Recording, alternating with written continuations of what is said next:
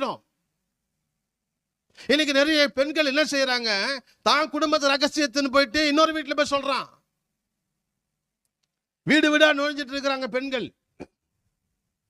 ஒரு வீடு தவறாம உள்ள போஞ்சு நிற்கிறான். உள்ள போ போ போ, இங்க கதை அங்க பேச, அங்க கதை இங்க பேசுறது, குடும்பத்தையே ரெண்டா ஆக்கி விட்டுறாங்க இந்த பொம்பளைங்க. கட்டுறதும் இந்த பொம்பளைங்க தான், அழிக்கிறதும் யாரு தான்? இந்த அம்மாங்க தான். அழிவதும் பெண்ணாலே, ஆவதும் பெண்ணாலே, சாவதும் பெண்ணாலே, எல்லாமே பெண்ணாலே. ஆமென்.